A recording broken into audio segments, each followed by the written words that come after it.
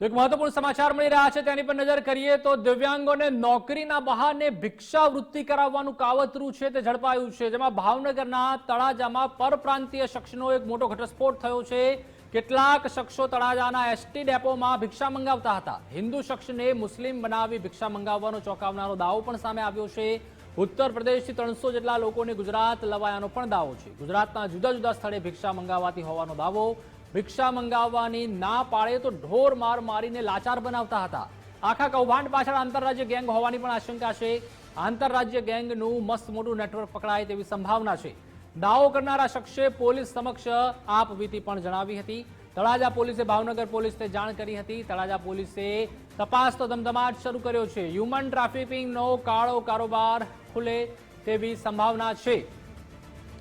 તો વધુ માહિતી માટે સંવાદદાતા અનિલ માઢમ જોડાઈ ચૂક્યા છે। અનિલ, જે રીતે સમગ્ર જે આ કૌભાંડ અત્યારે હાલમાં સામે આવ્યું છે કે બીજા રાજ્યોમાંથી દિવ્યાંગોને લાવવામાં આવતા હતા નોકરીના બહાને, અહીંયા લાવીને ભિક્ષાવૃત્તિમાં તેમને જોતરી દેવામાં આવતા હતા અને તે પણ નામ બદલીને।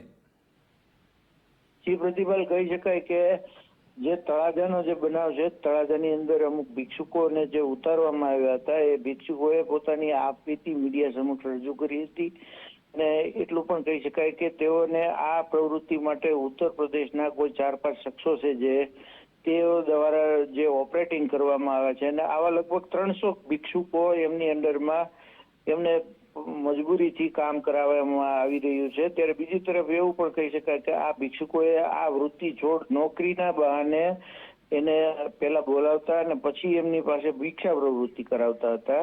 પરંતુ આપ અનિલ જોડાયેલા રહેશો।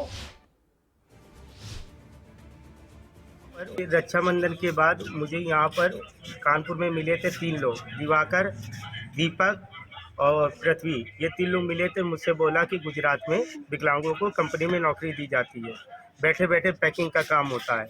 तो मैंने कितना सैलरी होगी, तो उन्होंने बताया 15,000। मेरा घर पे कोई नहीं है, भाई अलमतलब नहीं रखता, मेरी माँ है, पिताजी है नहीं, तो मैं यहाँ पे कमाने के लिए आ गया। मुझे सबसे पहले लाया गया जूनागढ़ में। जूनागढ़ में मुझे कुछ अंधेरे में समझ में नहीं आया, सुबह उठकर देखा तो उनका झोपड़ा बना हुआ है। ऐसी व्हील चेयर पे मुझे बैठा के बस्ती में लेकर, और वहाँ पर अल्लाह अल्लाह मतलब कुछ ऐसे सदका वगैरह बोलते थे। तो उस टाइम पे मुझे खुद ने, मैंने क्या भैया ये क्या कर रहा, आपने कंपनी के लिए बोला? कहते कंपनी नहीं, तुम्हें भीख मांगना पड़ेगा। अगर भीख मांगने के लिए मना करता हो तो मुझे मारा जाता था। ऐसे उनका पूरे गुजरात में कम से 400 से 500 लोग हैं, और ये सभी लोग जिला बाराबंकी जैतपुर के रहने वाले हैं। इनके पास 250 से 300 लोग मोहताज होंगे, कोई आंखों से है, कोई पैरों से है, कोई कैसे भी मोहताज है। सभी मोहताजों को मुसलमान बनवाकर भीख मंगवाया जाता है। जो हिंदू हैं उनको टोपी पहना दी जाती है, तुम साइकिल में बैठो, और जो नहीं जाता मांगने के लिए उसको मारा जाता है। वॉचमैन अच्छा, શું જોયું આપે? અહીંયા લોકો ફોન કર્યો પોલીસ સ્ટેશને વાત કર્યા પછી અમે દોડીને ત્યાં ગયા પોલીસ સ્ટેશન। અમે ત્યાં પહોંચ્યા તો એ બેન દોડીને ભાગી ગયા બસમાં। કઈ બસમાં? મોવાવાળી। કેટલા બેન હતા કે એવું કઈ કર્યું? એક નાની અમથી બેબલી હતી ને એક બેન। તો વધુ વાતચીત કરવા માટે આપણી સાથે સ્થાનિક પત્રકાર ત્યાંના આનંદ રાજદેવ પણ જોડાઈ ચૂક્યા છે। આનંદ, આપનું પણ સ્વાગત છે। સૌપ્રથમ આનંદ જણાવશું કે જે આપે આ પર્દાફાશ કર્યો છે, સૌપ્રથમ આપને કઈ રીતે જાણ થઈ, કઈ રીતે આપને લિંક મળી હતી આની? જી, આપને જણાવી દઉં કે એસટી તળાજાના એસટી બસ સ્ટેશનમાંથી એક અજાણ્યા વ્યક્તિનો ફોન મારી ઉપર આવ્યો હતો અને તેમણે કહ્યું હતું કે એક મોટું પર્દાફાશ થાય એવો એક કેસ સામે આવ્યો છે મારી નજર સામે, તમે એક પત્રકાર તરીકે અહીંયા આવો। અજાણ્યા વ્યક્તિએ ફોન કરીને કાપી નાખ્યો હતો। હું તાત્કાલિક તળાજાના એસટી ડેપો ખાતે ગયો તો જે વર્ણન મુજબ મને કહેવામાં આવ્યું હતું તે વર્ણન મુજબનો એક વિકલાંગ વ્યક્તિ ત્યાં બેઠો હતો। વ્યક્તિને જઈને મેં પૂછ્યું તો તેમણે તેમની સઘળી હકીકત વર્ણવી। એ હકીકત એવી હતી કે એ જાણીને હું ચોંકી ગયો અને માત્ર ગુજરાત રાજ્યનું નહીં પણ આંતરરાજ્યનું આખું જ નેટવર્ક ચાલી રહ્યું છે તેવું મને જાણમાં આવ્યું।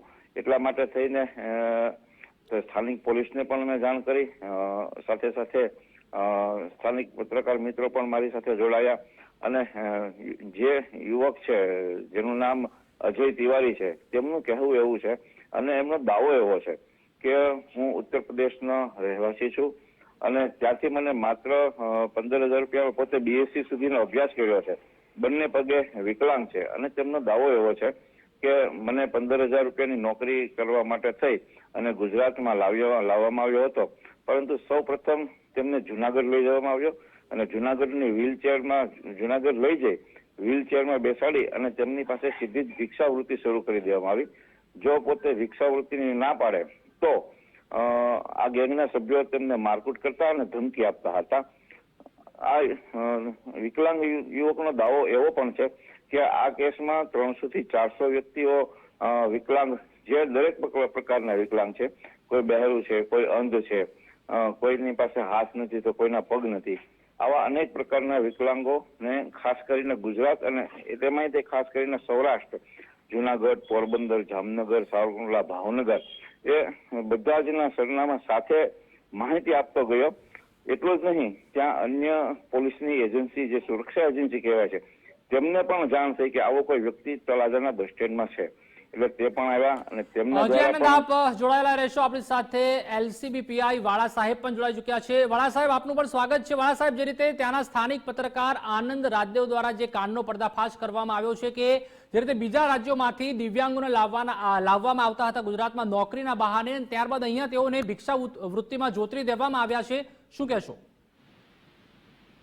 એ વાત કંઈક અંશે સાચી છે. એ બાબતે હજી વધુ તપાસ એના બાબતે ચાલી રહી છે. જી વાળા સાહેબ, એટલે સમગ્ર પર્દાફાશ થયો છે, તેઓના દ્વારા પુરાવા પણ આપવામાં આવ્યા છે. કઈ દિશામાં તપાસ ચાલી રહી છે? ક્યાં ક્યાં અને કેવા પ્રકારના લોકો આમની સાથે જોડાયેલા છે ગુજરાતભરમાં, એ બાબતે વધુ તપાસ ચાલી રહી છે.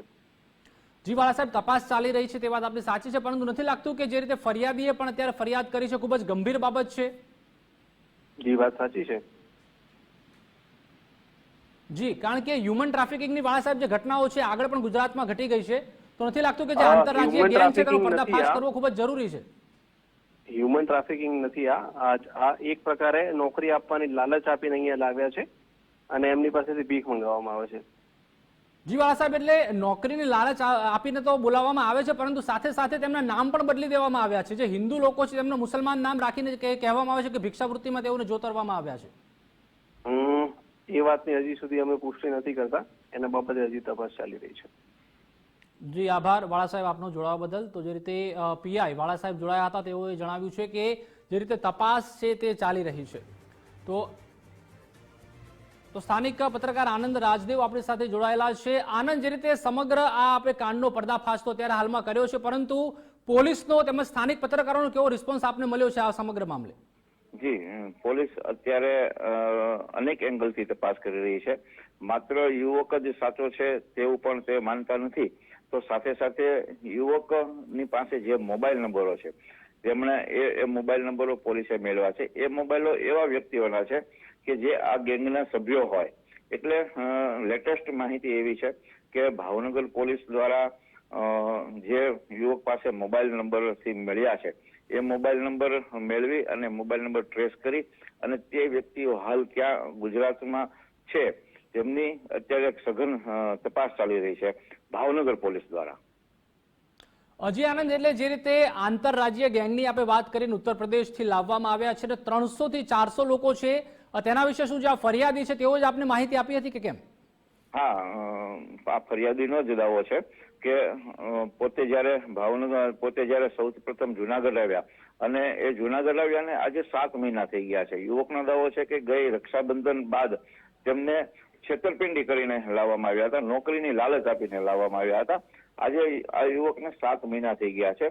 યુવકનો દાવો છે કે કમસે કમ આમાં 300 થી 400 એવા વ્યક્તિઓ છે જે વિકલાંગ છે, અલગ અલગ પ્રકારના વિકલાંગો છે, અને વિકલાંગોની મજબૂરીનો લાભ ઉઠાવી તેમને માર મારી અને જો મારથી પણ ન માનવા આવે તો તેમને નશો કરાવીને પણ ભીખ મગાવવામાં આવી રહી છે. અને તેમની એવી લાગણી છે, પોલીસ સમક્ષ તેમણે એવી લાગણી પણ વ્યક્ત કરી છે, મીડિયા સમક્ષ ઓન કેમેરા લાગણી વ્યક્ત કરી છે કે હું આ 300-400 જે ઉત્તર પ્રદેશના જે વિકલાંગો છે તેમને બચાવવા માંગુ છું અને આખી ગેંગ જે છે તે પોલીસના સકંજામાં આવી જાય તેવી તેમણે લાગણી વ્યક્ત કરી છે. અજી આનંદ, જે આ દિવાકર ઉર્ફે અબ્બાસ છે તે તો અત્યારે હાલમાં તળાજામાં આપણી સાથે વાતચીત પણ કરી, પરંતુ જે રીતે જણાવ્યું કે 300 જેટલા અત્યારે હાલમાં લોકો છે દિવ્યાંગ, તો અલગ અલગ કયા જિલ્લામાં છે તેનું આપને કોઈ માહિતી મળી છે કે કેમ? જી, આ યુવકનો દાવો છે અને યુવકે જે કેમેરામાં આપણને જણાવ્યું છે ઓન કેમેરા, તેમાં સૌથી વધુ જુનાગઢ, જુનાગઢમાં પણ તેઓ સરનામું આપે છે. જુનાગઢ છે, પોરબંદરની ચોપાટી પર છે, ભાવનગરની નારી ચોકડી વિસ્તારમાં છે, વેરાવળ. આ યુવકનું ખાસ કહેવું છે કે વેરાવળ છે ત્યાં ચાની કેન્દ્ર એનો મુખ્ય સૂત્રધાર રહે છે અને આ મુખ્ય સૂત્રધાર જ આખા ગુજરાતનો અને ખાસ કરીને સૌરાષ્ટ્રનો વહીવટ કરે છે. ઉપરાંત બોટાદ, સાવરકુંડલા, સુરેન્દ્રનગર અલગ અલગ સ્થળો ઉપર આખી ગેંગ અને આ ગેંગના સભ્યો સક્રિય છે અને સાથે સાથે એવું પણ જાણવા મળ્યું છે કે આ ગેંગના જે સભ્યો છે તેમાં મહિલાઓ પણ છે અને મહિલાઓ જે ભિક્ષુકો બનાવીને છેતરપિંડી કરીને જેને લાવવામાં આવે છે તેની સાથે મહિલાઓ પણ જાય છે અને ભિક્ષાવૃત્તિ કરાવે છે અને તેની સાથે ઉપર નજર રાખવામાં આવે છે. સાથે મને એવું પણ એમની સાથે 1.5-2 કલાક ગાળ્યા, પોલીસ સ્ટેશને પણ 1.5-2 કલાક તેમની સાથે મેં વિતાવ્યા. તો અત્યારે લેટેસ્ટ અપડેટ જે આવી રહ્યું છે તેમાં હવે આ યુવકને ધમકી મળવા માંડી છે, તેમના પરિવારજનોને ધમકી મળવા માંડી છે. સાથે જે આરોપીઓ જે કહેવાય છે, ગેંગના જે સભ્યો કહેવાય છે, આ ગેંગના સભ્યોના પરિવારજનો દ્વારા પણ યુવકને કહેવામાં આવ્યું છે કે અમે તને 200-500 રૂપિયા આપી દઈ, 5-25,000 રૂપિયા આપી દઈ અને તું હવે પોલીસ પાસેથી જતો રહે અને અમારા જે ભાઈઓ પકડાઈ રહ્યા છે તેને તું છોડાવ. આનંદ, અમે હમણાં જ જે રીતે એલસીબીના પીઆઈ વાળા સાહેબ સાથે પણ વાત કરીને વાળા સાહેબે સરળતાથી કહ્યું કે આ હ્યુમન ટ્રાફિકિંગનો કોઈ એંગલ નથી આમાં. જે રીતે હ્યુમન ટ્રાફિકિંગનો કાળો કારોબાર આમાં પહેલા એંગલથી લાગી રહ્યો છે, પરંતુ તેઓએ સરળતાથી કહ્યું છે કે આમાં હ્યુમન ટ્રાફિકિંગ નથી, માત્ર દિવ્યાંગોને લાવવામાં આવતા હતા, નોકરી કરાવવામાં આવતું હતું. પરંતુ જે રીતે આપે જણાવ્યું કે આમાં દિવ્યાંગોને તો લાવવામાં આવતા હતા પરંતુ તેઓના નામ પણ બદલવામાં આવતા હતા અને જો તેઓ ભિક્ષાવૃત્તિ ન કરે તો તેઓને ઢોર માર પણ મારવામાં આવતા હતા. જી, વાળા સાહેબનું એંગલ પણ એક સાચું છે, કારણ કે યુવક જે કહી રહ્યો છે એટલા માટે ટ્રાફિક હ્યુમનિંગ નથી, કેમ કે આ જે લોકોને લાવવામાં આવતા હતા તે તેમના પરિવારજનોની સાથે મળીને લાવવામાં હતા.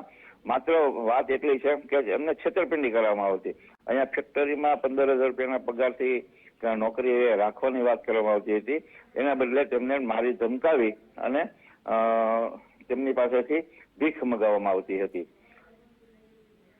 જી આભાર આનંદ, આપ જોડાયા તે બદલ. તો જે રીતે સંવાદદાતા અનિલ માઢક પણ આપણી સાથે જોડાયેલા છે. અનિલ, જે રીતે સમગ્ર આ પર્દાફાશ થયો છે, પહેલી દ્રષ્ટિએ તો લાગી જ રહ્યું છે કે હ્યુમન ટ્રાફિકિંગની જ આ ઘટના છે, કારણ કે ઢોર માર પણ મારવામાં આવે છે અને ત્યારબાદ બળજબરીપૂર્વક તેઓની ઉપર ભિક્ષાવૃત્તિ પણ તેઓને જોતરવામાં આવી રહ્યા છે. શું કોઈ બીજા અન્ય કોઈ અધિકારીએ આની ઉપર પ્રતિક્રિયા આપી છે કે કેમ? હજી કોઈ પ્રતિક્રિયા સામે નથી આવી, કારણ કે આ ઘટનાનો ખુલાસો આજે જ થયો છે. પરંતુ એટલું ચોક્કસ પ્રમાણે કહી શકાય કે જે આ ઘટના બની છે, જેની અંદર નામ જે એના છે તે બદલાવવામાં આવી રહ્યા છે, દાદાગીરી કરવામાં આવી રહી છે, માર મારવામાં આવી રહ્યા છે, પરાણે બળજબરીપૂર્વક ભિક્ષાવૃત્તિ કરાવવામાં આવી રહી છે, ત્યારે ક્યાંક ને ક્યાંક જો આમાં સરળ મોટી તપાસ કરવામાં આવે તો આમાં બહુ મોટો પર્દાફાશ થઈ શકે એવી શક્યતાઓ સેવાઈ રહી છે. પ્રતિભાલ. જી આભાર અનિલ, જોડાવા બદલ. તો જે રીતે હ્યુમન ટ્રાફિકિંગની ઘટના પહેલી દ્રષ્ટિએ લાગી રહી છે, કારણ કે આંતરરાજ્ય ગેંગ પણ ક્યાંક સક્રિય થઈ છે ને 1, 2, 3, 4 નહીં પરંતુ 300 જેટલા લોકોને લાવવામાં આવ્યા છે તેવો પણ પર્દાફાશ અત્યારે હાલમાં થયો છે.